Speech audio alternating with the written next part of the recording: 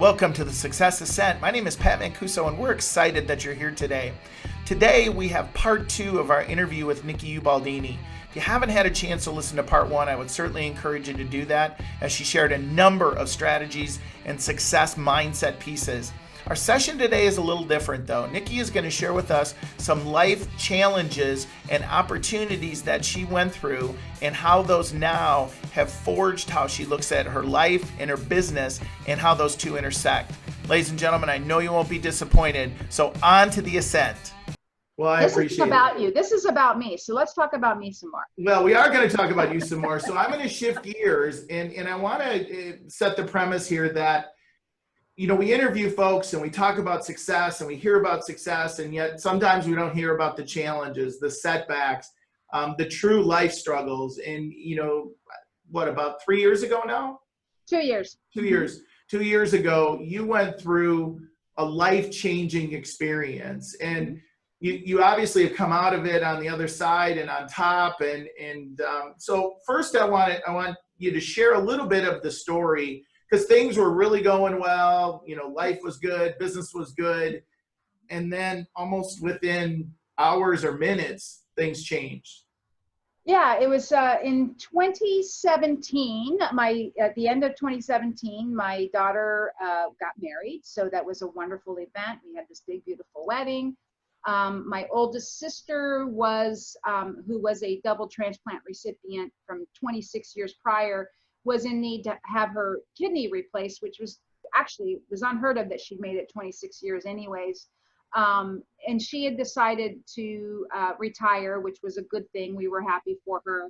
And I was her medical surrogate. So I was going through a lot of that with her through her testing and all of that. And my other sister was actually going to become her donor. So I was very involved with her and of course my daughter, and business was booming and life was good, and we were moving into our new building and the building was done, and it was just a lot of exciting times. Right. And we slid into the new year 2018, on cloud 9.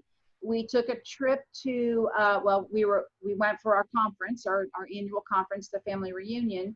And we flew out to Anaheim, and we flew out on Valentine's Day, and I woke up the next morning in Anaheim to my phone blowing up with multiple text messages, phone calls from my other sister saying the sister that I was just talking about was being taken to the hospital. Something was not right.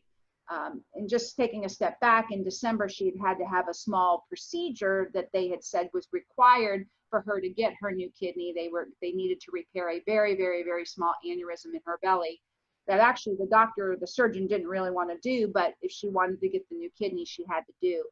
Well, anyways, long story short, she's then admitted to the hospital, and it turns out that they had actually nicked her colon.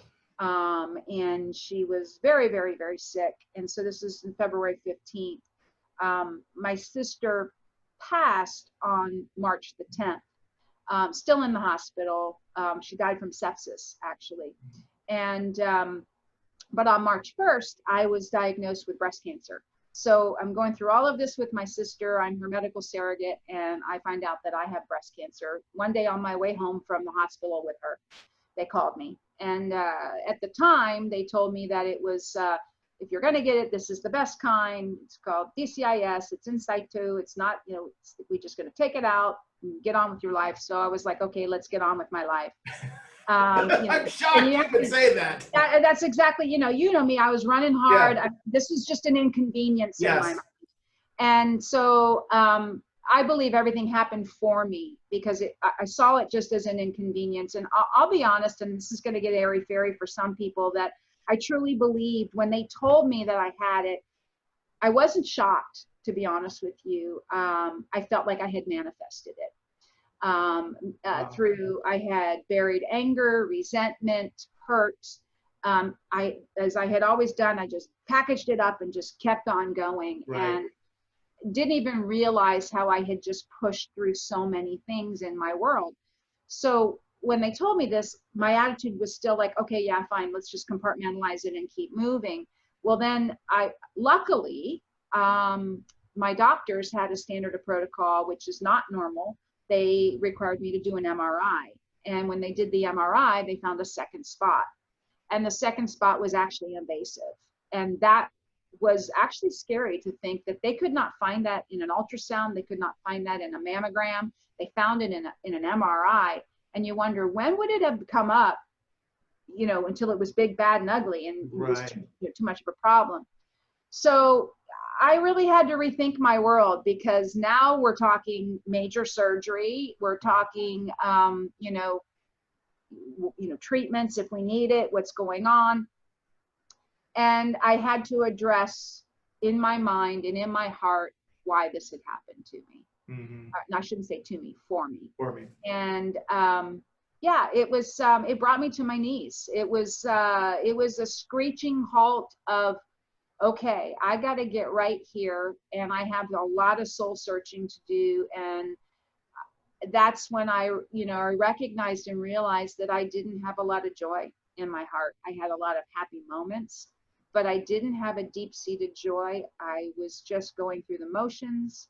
And so anyways, I had my surgery. Everything was great. I chose to go a natural route because it wasn't necessary for me to do the other route. And I've lost 45 pounds. My health is probably better than it's been in many, many, many years. And I've worked a lot on me emotionally to release all of that stuff that I was carrying around. So that's why it was for me and not to me.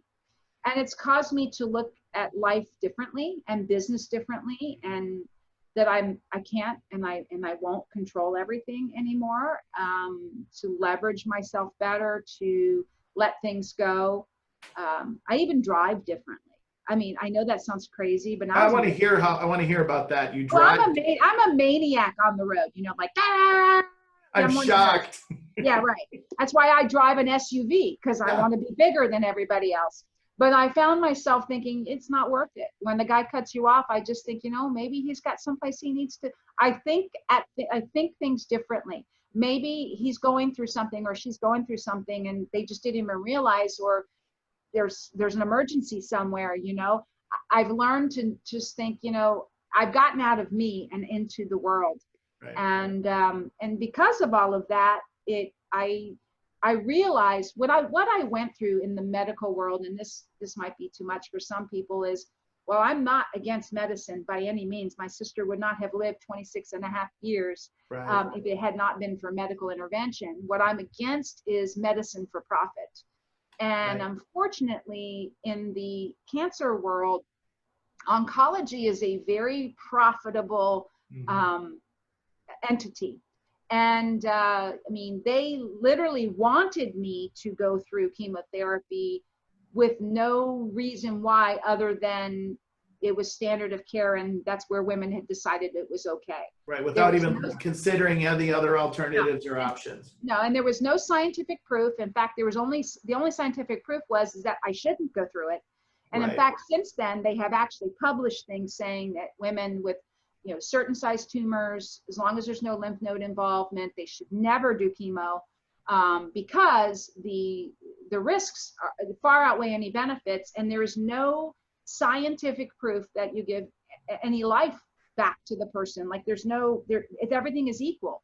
So if everything is equal, why would I poison my body? Right. So it was just an interesting thing, but they come at you fast and furious. And if you're not a strong person, and if I didn't have my partner in crime, Gary, there with me all the time, we're taking notes. We did our own research. We also happen to have a daughter who used to do research for the National Institute of Health, so she knew where to look. She'd done cancer research before. We made a very good at decision, as well as a very spiritual decision, because we prayed a lot about it, and I thought there was a lot of signs. But what came out of that is I realized that women especially, but men too, but women especially, give up their power to doctors and others. We give up our power, or we spend our whole lives taking care of everybody else. We forget about ourselves.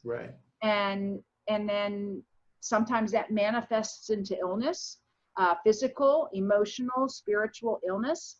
And, you know, depression is a big thing, you know, for many women, you know, chronic fatigue, you know, all these things that all the way to cancer. You know, we can manifest this through, as we call it, dis-ease in the body, because we're not in harmony with what's going on in the world. Right. So I created a women's group called Women Empowered, and we now have a podcast, and we do monthly meetings, and I do podcasts that drop every 2 weeks. And really all it is about getting back to yourself, refining your soul. I had to refine my soul, and helping women know that it's okay. Self-care isn't selfish. In fact, self-care is very important. You can't take care of anybody else if you're not taking care of yourself first. So we have everything from doctors that treat the whole body holistically. I mean, MDs that are doing you know, integrated medicine, to psychologists that have spoken about fear and trusting yourself, to nutritionists, to all kinds of different things and tools to give women and men who have joined us opportunities to help heal their bodies and heal their emotional selves as well. So. Well, and you know, we've gone through some things in our life, and you know, it was told to me, you know, God doesn't give you what you can't handle.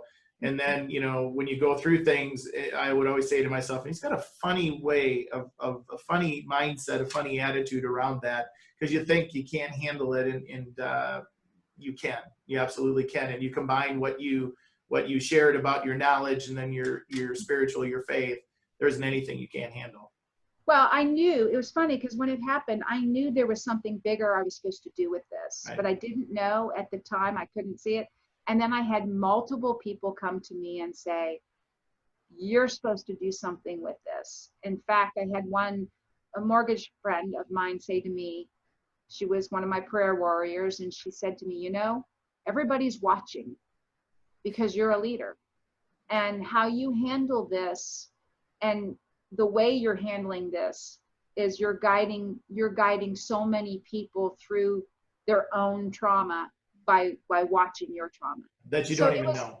That was really powerful to me. And in fact, when I was in my treatment, I went to a natural treatment center. The doctor actually turned around and said to me, have you ever thought of like starting a women's group? And it was just really weird, you know, because it was like all these messages of this is what you should be doing. So yeah. Well, and I know you, and so I can say this safely, that all that behavior came from all the things you've experienced in your life.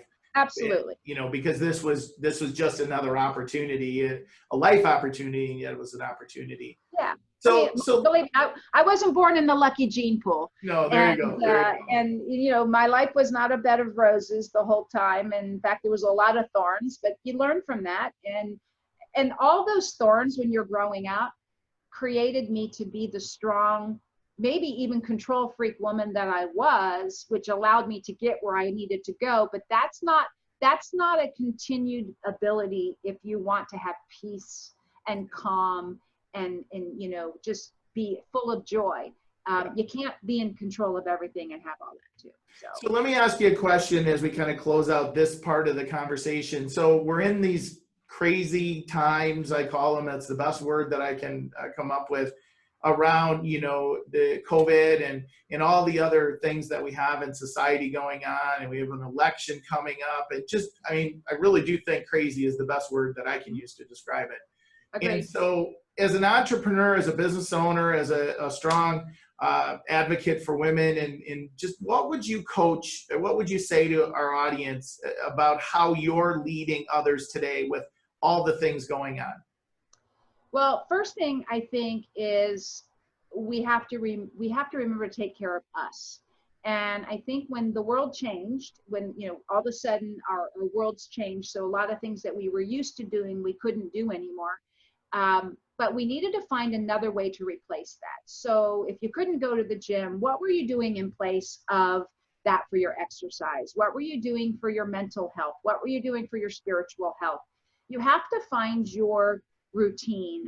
I have a morning routine that is imperative to me for me to have a full and even keel day. I have to do my morning routine. If I start off with, discombobulated from my routine, my whole day doesn't feel right. And, I think it's this, that's the nurturing of me. That's my quiet time. That's where I sit outside and I meditate and I do devotion and I pray and I just sit quietly, which if anybody knew me other than you, sitting quietly is not something that I used to do very easily. In fact, I never thought I could meditate because the thought of sitting still and being quiet for 10, 15, 20 minutes was not in my vocabulary. I think it would be the being quiet is the harder part than sitting still. That's a whole nother conversation. but I just find that we need to find that balance of, well, you can't ignore work because business has to continue on. So you have to find the way to make that work too. But you've got to merge the two and have some kind of balance. Yes, you might be working a little more than you did before, but you still have to have balance because your body needs that. Your mind needs that. You're not going to rest and you could put yourself in disease if you're not careful. So first of all, thank you for sharing that. I know that for you, it's not difficult. I know that because you've embraced it. It's, what has happened for you. So I always like to ask guests before we wrap up a few things. First, what is the best advice you ever received from a mentor or coach or a consultant? Well, I had this mean coach once. No, I'm just teasing. What really was some of the best advice that you often gave me was stop. And, if you didn't have this situation, what would you have done? Like, you've always made me stop, think about it differently. Like, if you didn't have this people problem, would we be having the same conversation? Right. You always made me think about why was I having an issue? Like, going within, and you used the word to me many times, and it's become my word, is what's my DNA on this? Right. So I think that's some of my best advice that I ever received is, what's your DNA on this? So what did you or didn't you do that might have either helped or hurt this situation? Well, it's funny that one of my first mentors in real estate actually owned the company that I started with, sold it for $80 million, and it was the advice that he gave me. He always said, whatever the problem is, if you're involved, you have DNA, and we tend to want to look elsewhere for that. Right. Mm-hmm. What book would you recommend? What book are you reading, or would you recommend on the journey? Well, I read a lot of books, and some are business, some are more personal, but there's one book which I read more than once, and actually I read most recently again. Is called The 4 Agreements, and I believe that it applies to us, not only business, but personally as well. And I believe that our personal life and our business life are autobiographical. So if we're having trouble in one, it's going to show up in the other. Right. Yeah, they're connected. Exactly. And the thing that I found is, it's funny because as you evolve and grow as a person, and I feel like I've evolved and grown in my understanding of who I am and what I want. The 4 agreements mean that much more to me, but the second agreement is probably the most important, and it says, don't take anything personally. And that is probably some of the best advice, because when people come at you or say things that are not nice to you, or situations happen and you feel like, oh my gosh, how could that be? It's not about you, it's about them, and it's about where they're at. And when you can, it's funny because I even applied that to my driving. So it's like, it's not about me. It's about where their head is. They're not paying attention, or they're in a hurry, or they've got something going on in their life. And, we get so angry at other people or hurt by other people. We allow it to hurt us when in reality it has nothing to do with us. And I just think that's one of the most powerful pieces in this whole book. I mean, of course, don't make assumptions is the next one, which is, we assume we know what somebody's thinking or what they're going to do. And when they do or don't do it, we get our feelings hurt. So we're completely in control of our emotions, and no matter what happens outside of us. right, how we react or how we respond to things. And it's a choice. And I've learned that anger is not a good choice for me anymore. It's not a good choice for anybody, because as you said, the body, takes that and manifests it, and we don't even realize it's happening. Right. Yeah. Well, and hurt, is another one. And women are known for doing this, where they'll bury it and they don't work to let it go. They just carry that baggage. In fact, some people love having that baggage. They're proud of that baggage. They pack that baggage and take it with them wherever they go. And the goal of my group is to help people unpack that baggage and leave that bag at home, and or bury that bag and just feel free for once in your life. Well, because you can't move forward if you're holding on to the bag. So that's why we hit ceilings of achievement, Pat, because if it's not a skill, sometimes it's a thought. It's sometimes it's a desire. So it's not skill, it's desire or thought process. So who's the author of the book, so if people want to go grab it? It's Don Miguel Ruiz. Miguel Ruiz, and it's called The Four Agreements. For some people, at the first time I read it, I thought it was a weird book. I think I read it about 7 years ago. And then, it had been referenced a few times, and then I just recently read it again.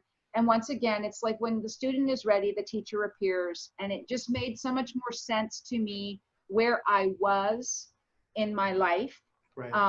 And we've used this book in our Women Empowered group, and it has changed so many women's lives. I get messages all the time where they say, wow, thank you for teaching me that book. And so that's just one of the many books that can cross over from business to personal as well.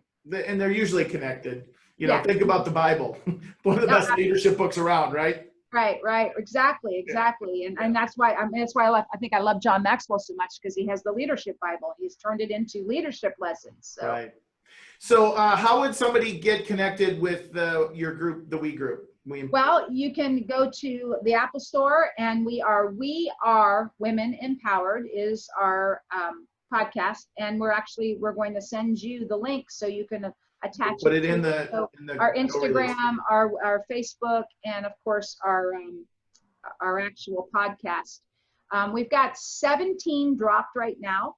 So there's 17 podcasts, and they start all the way back from the beginning of my journey. And then, like I said, we have interviews of really amazing doctors and psychologists, and just some really cool things that we've interviewed people on.